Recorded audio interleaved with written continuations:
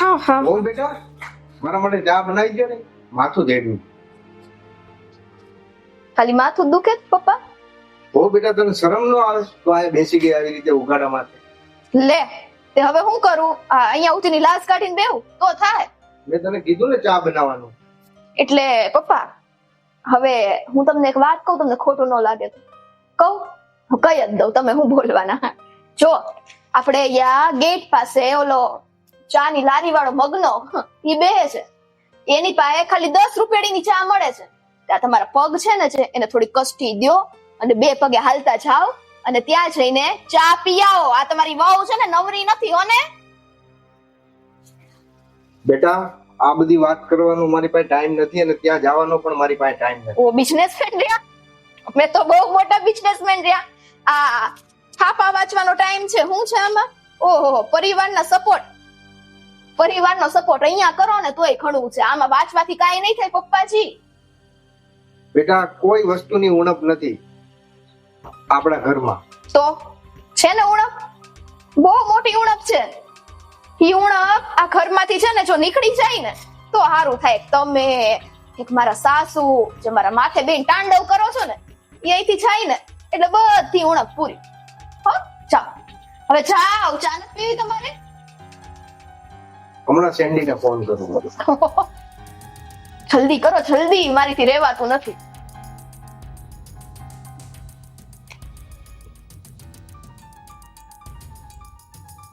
નથી ઉપાડતા? હાલો સેન્ડી, હવે બહુ હદ થઈ ગઈ હો તારી. હો એક વસ્તુ નથી માનતી મારી વાત. અને હે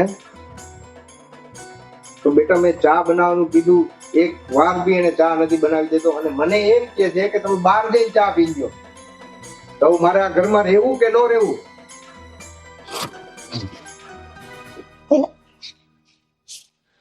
લ્યો કપાઈ ગયો. એને હું કામ પૂછો છો ઘરમાં રહેવું કે ન રહેવું? મેં તો તમને કહી દીધું કે આ રહ્યો દરવાજો, હાલતા થાવ. અને આમ જો હું તમને શું કહું, ફોનમાં મજા ન આવે પપ્પા.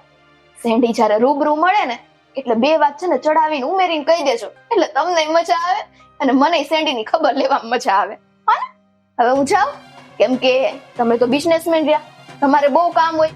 અમે રહ્યા નવરા માણસો, અમારે તો કઈ કામ ન હોય. એટલે તમે ચા પીવી હોય ને ત્યાં મગનાન ત્યાં જતા રહેજો. તમે કયો તો કેતી જાવ, બનાવી રાખે તમારી માટે. કેતી જાવ. જો બેટા, મેં કોઈ વાત ખોટી નથી કરી સેન્ડી, થોડુંક તો સમજો તમે. સમજી ગઈ ને પપ્પા, એકદમ ડાઈ થઈ ગઈ. બસ સમજી ગઈ કે આ ઘરમાં મારે છે ને મારો હુકમ ચલાવવો હોય ને તો તમને ને મારી સાસુ ને બેયને મારી માંગણી ઉપર છે ને ફેરવું ને એ રીતના રાખવા પડશે. બાકી તમે બે તો છે ને મારું લોહી પી જાવ એવા છો. આ છો કેટલી પતલી થઈ ગઈ છું હમણાંથી, તો હું હુકાઈ ગઈ છું. આમ નામ રહ્યું ને મારા હાડકા દેખાવા મળશે. નારે ના બાપ, તમારે ચા પીવી હોય તો પીવો, હું કઈક સારું ખાતી આવું.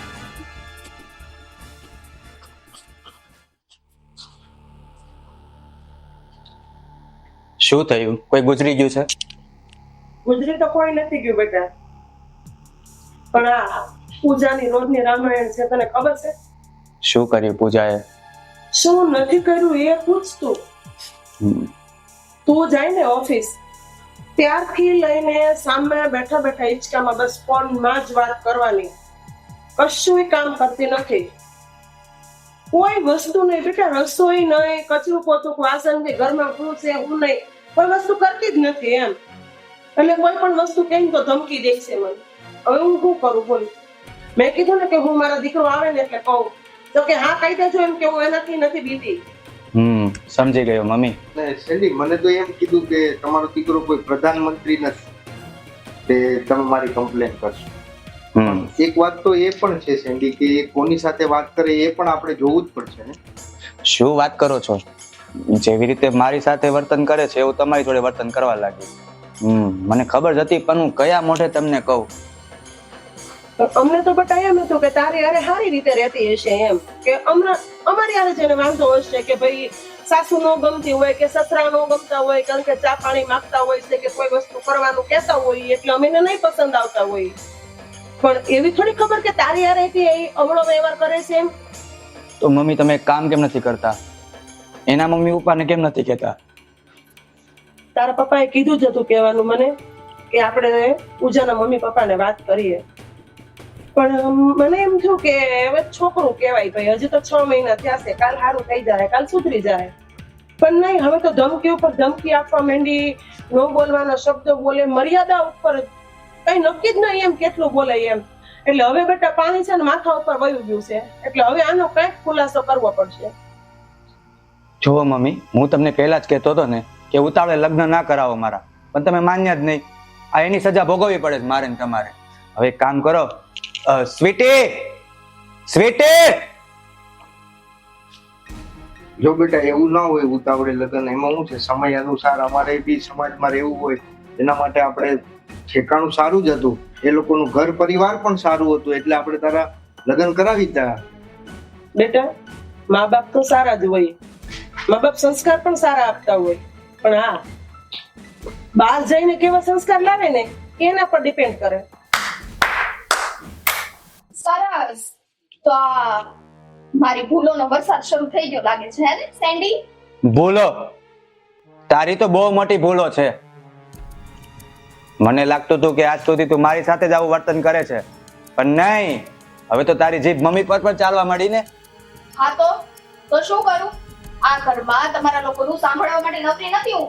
બસ જ્યારે હોય ત્યારે બધી વાતમાં રોકતો. અરે વહુ છું વહુ, આ ઘરની છે ને નોકરાણી નથી હું. જો બેટા આ કેટલું બોલે છે, બોલ. આ તું શું બોલે છે? મમ્મી સાથે આમ વાત કરવાની? મમ્મી હોય ને તો એ તમારી હો, મારી નહીં. કેમ તારી નહીં? લગ્ન પછી આ તારી જ મમ્મી કહેવાય. હે તો લગ્ન પછી તમે મારા પતિ છો, ઈ ફરજો કેમ ભૂલી જાવ છો? શું કમી રાખી મેં? શું કમી રાખી એમ? સવારથી ઓફિસે જતા રહ્યો છો અને સાંજે ઘરે આવો છો. સાંજે ઘરે આવ્યા પછી તમને નથી ખબર હોતી કે તમારી પત્ની ઉપર કેટલી વીતી છે. બસ મા બાપ કે હાચું, તો પછી લગ્ન જ નહોતા કરવું. કરવા જ નહોતા, લગ્ન તો કરવા જ નહોતા. આ તો છે ને મમ્મી ઉપર ઉતાવળ કરીને એટલે લગ્ન કરવા પડ્યા. મારે કઈ લગ્ન કરવા નહોતા હો ને, આ તો મારા બાપાએ છે ને મને ફોર્સ કર્યો એટલે મારે લગ્ન કરવા પડ્યા. બાકી છે ને વાત જ કરવી બેકાર છે. શું ખબર કોઈ બીજો બોયફ્રેન્ડ પણ હોઈ શકે. એ હવે છે ને તમે તમારી મર્યાદામાં રહેજો. અને મારી હારે બોયફ્રેન્ડ હોય કે ના હોય, તમારી તો 100% ગર્લફ્રેન્ડ છે. ઓલી સીતા નથી, ઈ સીતા આખો દિવસ તમારી આગળ પાછળ જ હોય છે. અનાથ છે બિચારી. તો અનાથ છે તો છોકરી નથી. She is my best friend, okay? Oh best friend. Best friend ના નામે શું ચાલતું હોય એ અમને શું ખબર હોય, હે ને મમ્મીજી?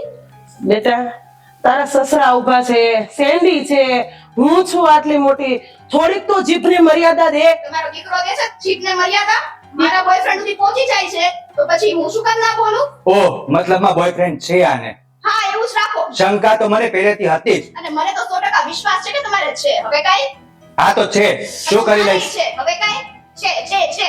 બસ બસ, હવે આપણે અત્યારે જ એના મમ્મી પપ્પાનો કોન્ટેક્ટ કરીને તાત્કાલિક આ વાત જણાવવી પડશે. એલા તમે દર વખતે મને એમ લુકી ધમકીઓ શું કામ આપો છો સસુરજી? શું ધમકી? હે આ ધમકી નથી આપતા. ક્યાં છે તારો બોયફ્રેન્ડ? હા એની જોડે કેમ નથી રહેતી? હા ભાઈ, તમારે ગયા પછી તો ઘરમાં પ્રેમ લીલા ચાલે છે, પ્રેમ લીલા. આ ભાભી કોઈ છોકરા જોડે આખો દિવસ વિડિયો કોલમાં વાત કરે છે.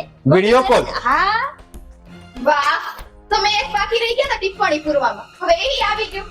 અરે તમને લોકોને જે રાખવું હોય ને રાખો. જો એવું રાખવું હોય કે બોયફ્રેન્ડ છે તો એવું રાખો. બાકી તમારું શું ચાલે છે ને મને સારી રીતે ખબર છે. આજે મારો હાથ પકડ્યો, હવેથી છે ને હિંમત ન કરતા. આગળથી લાફો પણ પડી જશે. જાતા રૂમમાં જા, હાલતી થા. મને શિખામણ દેવા આવી. બોલે ને ત્યાં સુધી જ છે ને. બેટા બસ હવે અત્યારે આ બધું વાતને વતેસર વધારવું નથી આપણે. શું વધારવું નથી? તમે લોકોએ જ વાત વધારી છે. આ તમારો દીકરો મને લાખો મારો સુધી પહોંચી ગયો. હવે કે છે વાત વધારવી નથી. ભાઈ બોલ તમે મને લાખો મારો. હા? કાલે સવારે તારા બોયફ્રેન્ડ ને પણ મારી નાખશું, બરોબર? બેટા આ બધું વાતનું વતેસર બેસો. વધારવું તમે. અને આમ જોવો બેસો, હું શું કહું છું, આજે અમે તારે રજા છે ને, આના પપ્પાને ફોન કરીએ આપણે અને ઘરે બોલાવો અને કહેજો થોડી વ્યવહારિક વાત છે. આપણે આવીને એને મીઠો ઠપકો દઈએ કે આનું શું કરવાનું છે. હવે આ પાણી છે ને માથાથી ઉપર વહી ગયું છે. મીઠો ઠપકો ના, એના ફોન ચેક કરો. ના જાણે સતત બોયફ્રેન્ડ હશે. અને ઓલી સીતા, બિચારી સીતા જેવી છે દીકરી, કોકના ઘરની અનાથ દીકરી છે, આશ્રમમાં રહે છે એકલી, ના જાણે કેટલી મમ્મીઓ છે, અને એના ઉપર આવો આક્ષેપ. બેટા કમળો હોય ને એને પીળું જ દેખાય. એટલે આપણે કઈ આનો ઊંધો મતલબ વિચારવાનો કઈ જરૂર નથી, બરાબર ને? છોડો. કઈ નહીં, તું જા તાર સસરાને ઘરે ફોન કરતો આય જામ અને કહેજે કે તમને મારા પપ્પા મમ્મીએ બોલાવ્યા છે ઘરે બેસવા, એમ જા. સારું. બેટા ફોનમાં બધી વાત નહીં કરતો, આવા દેજે ઘરે. હા પપ્પા. જા બેટા, ચા બનાવી નાખ, થોડીક મગજે ગરમ થઈ ગયો અમારો.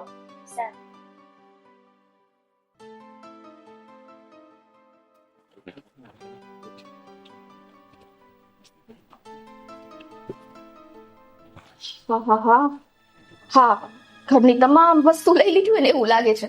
એટલું બેગ ભારી થઈ ગયું છે. ઘરેણા ના તે તો બધું લઈ જ લીધું છે. સેન્ડીએ આટલું મને સંભળાયું. મારો બોયફ્રેન્ડ છે, આ છે, હા તો છે. હવે એનું બૂચ મારીને હું જ ભાગી જાઉં એટલે મજા આવે. ઘરમાં કોઈ લાગતું છે નહીં. ક્યાંથી હોય? અત્યારે તો બધા સૂતા હશે.